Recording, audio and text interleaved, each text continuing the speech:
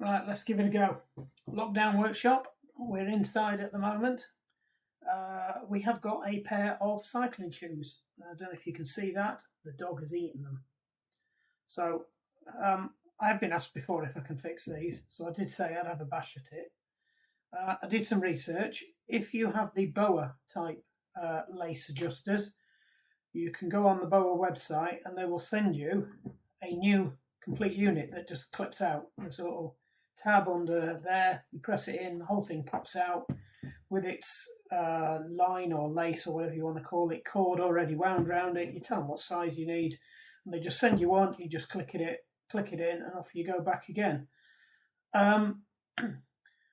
With the ATOP ones, these are ATOP, they don't offer the same service. So you're stuck with trying to buy the strings, could not find them anywhere. I found somewhere that sold them, but what I suspected is that these are actually stainless steel, nylon coated fishing line that they use for fishing for catfish or pike. So I'm just going to have a look at that and see where we are with that and see if it's as I suspected. The light is not brilliant in here. Let me get. I think that is 1mm outer.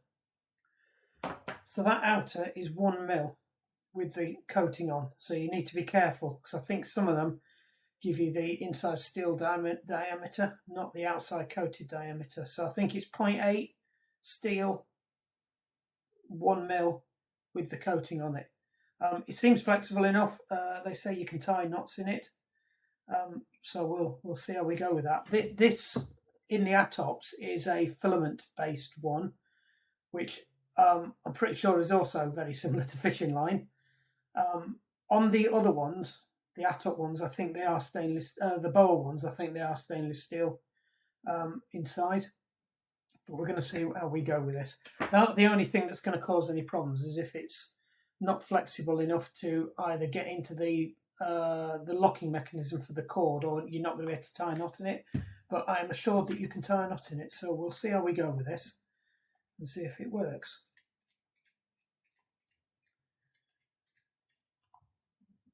Now the lines don't go looking for fishing line. They refer to it as headers or leaders. So they're the bit that sits near the hook, and then they tie that onto the main fishing line. Because obviously it wouldn't be feasible to have an entire fishing line made out of that, is what I'm assuming anyway. So I'll just quickly jump by that, didn't we? So we're back with the sews again. Let's put that back together so you can see what we did. Right, so there's on these there's a little detent marker to keep that in the right place. There is a Torx screw in the middle that has a blue thread lock on it. Basically, you unscrew that lifts off. Some of them might have a sticker over the end of that, so you might have to go digging around for it, but they are a screw center and they are screwed into the shoe, as opposed to the ATOPs that just click in. So you can see there, I don't know if you can see that, there's a little, can't find anything to put behind it that I'm happy to show. Yep. Anyway, you could probably see it. There's a little notch out of that, and that lines up with the notch on there. And then there's a spool underneath it that's quite fiddly to get out. And there you go. So that's it. The cord wraps around there, and it ties into there, goes through there. There's a ratchet on there, and if you turn it one way, it digs in, and you can turn it. If you turn it the other way, it releases the ratchet, and you can pull the laces out. So all we've got to do now is get these out and measure it. So if you can see how what they do is they thread it in through that hole, out through that hole, it back in through another hole, and then leave that loop sticking up, thread the end through it, and then pull it tight so it locks the end in place. So we've just got to repeat that when we put the laces back in.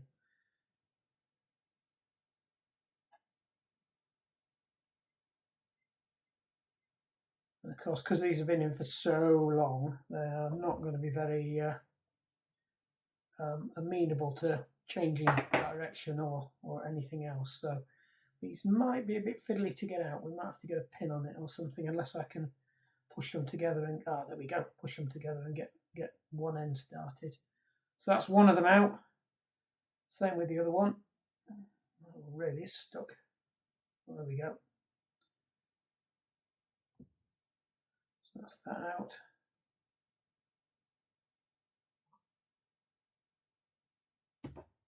Okay, flick up the end, same as I did last time, and push the two pieces together so they're pushing against each other, and they should just pop out. He says, just thinking about it. There we go. So we need a rough length on this now. So that piece is about 19 long. That piece is about 10 long. So that's 29. And there was a piece missing out of it, about 3 mil long. So I think they are 22 mil long. They need to be. Sorry, that's not right, is it? Because that would mean that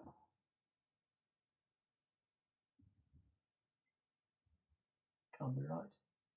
32 mil long.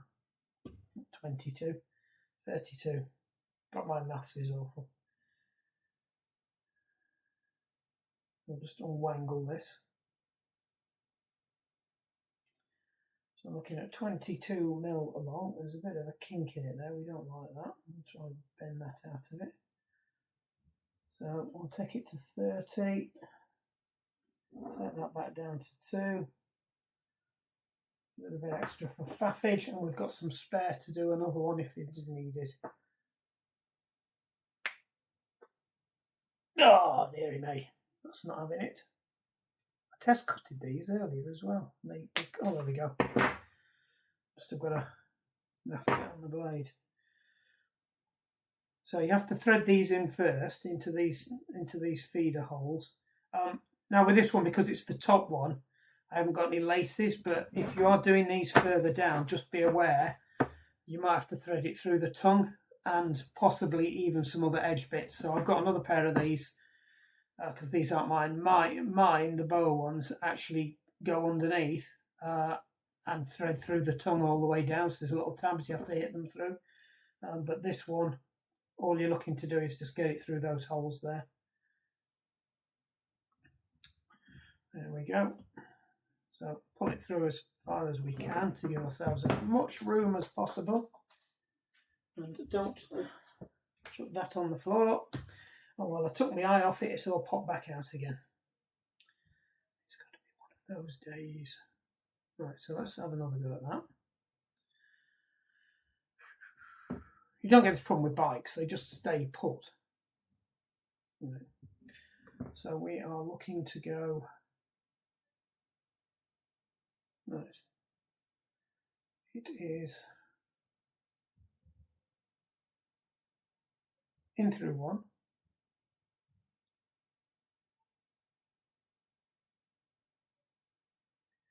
Out through the other.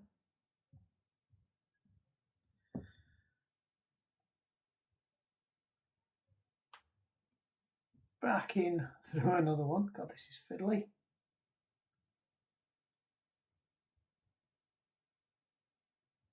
It's fighting me.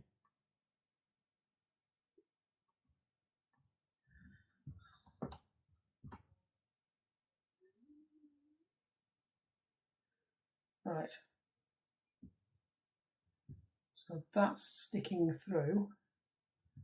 So all we've got to do now is just pull that one tight without losing that. I don't get the feeling I would have been better off pulling it through the other way. Let's just grab hold of that so it can't go anywhere. Can I get it from underneath? No, not quite. Can I get it from there? Yes, we can. Right. So we need to pull that one tight. Then we need to pull this one tight. But as we pull this one tight, we've got to make sure that we get that loop through there. So there's a little end sticking out. We've got to make sure that that comes through. You can see that it's awkward because that end is trying to pop out at the same time. So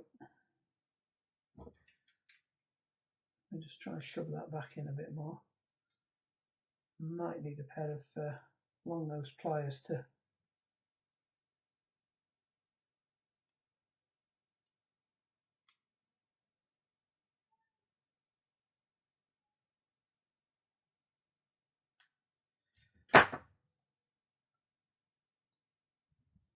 no, you don't. Get yourself back up there.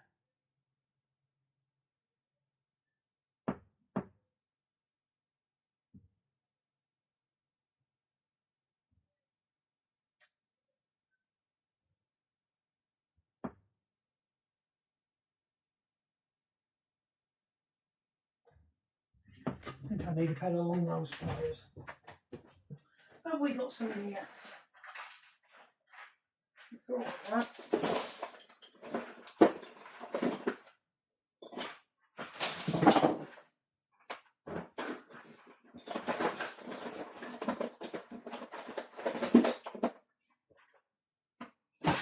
No, I've got some small flat pliers, so I still think I might need a pair of tweezers on this.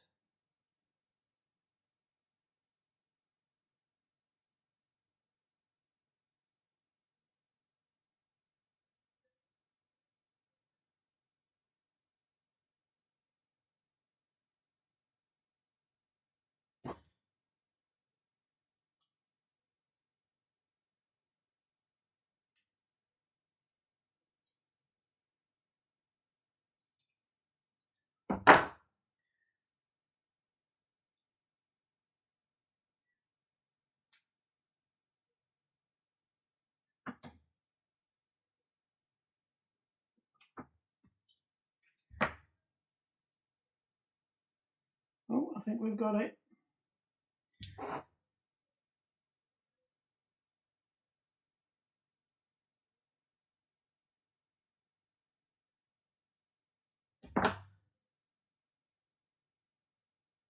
Right.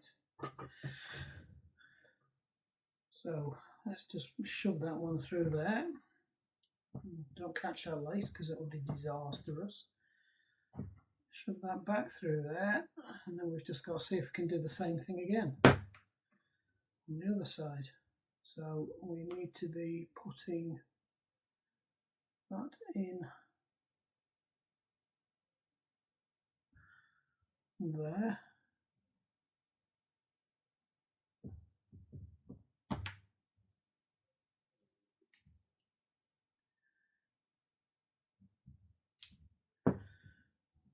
Sure, it might have been easier just to tie a knot in these rather than loop them around each other, but hey ho, come on.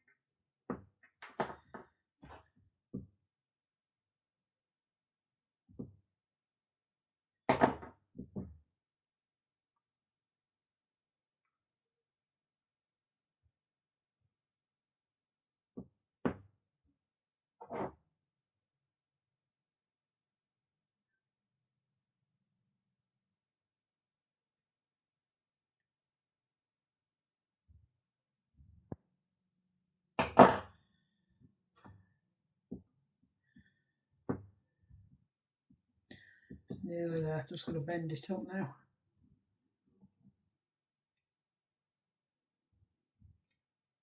I did it last time, so it forced it to go under. I had to seem to get it in the right place that it had no alternative but to go under.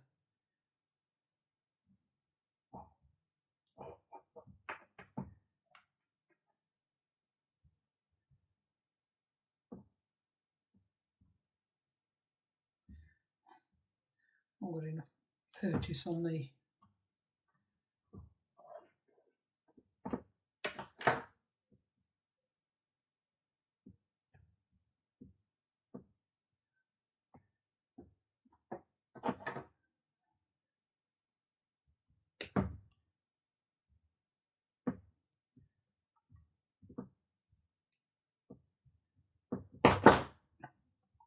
that's it, I think we're in now. So just pull it down.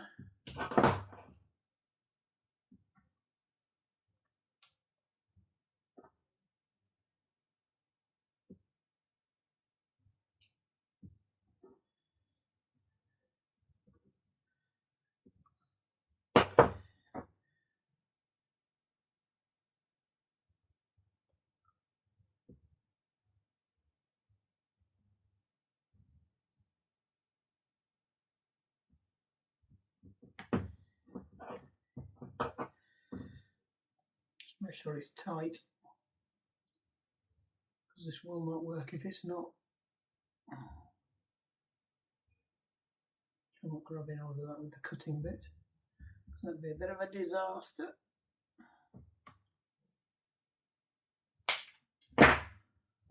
I think that might be it. Right, so we've got the knots tied in them, and there might have been better ways of doing that. Now the only question is this flexible enough to work with these? I'm sure they'll work with the boas, but it's whether or not they're going to work with these.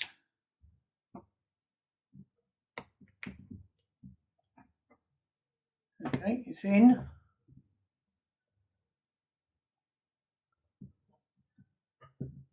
Put the other piece against it.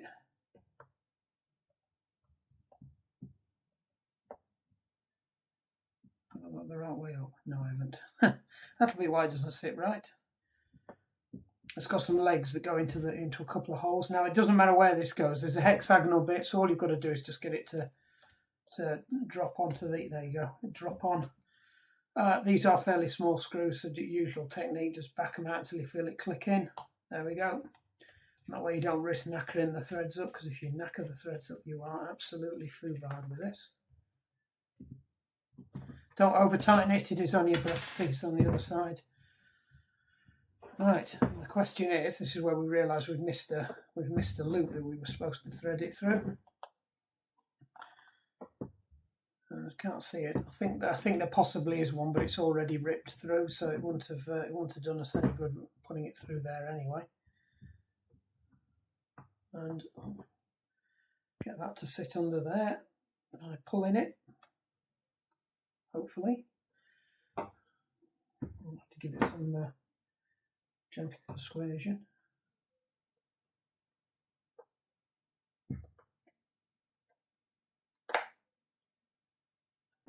That's it. Right, question is, will it tighten up? Oh, look at that, baby. That is all right.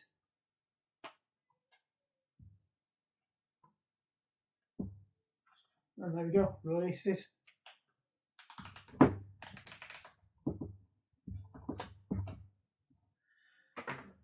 Job's a good one.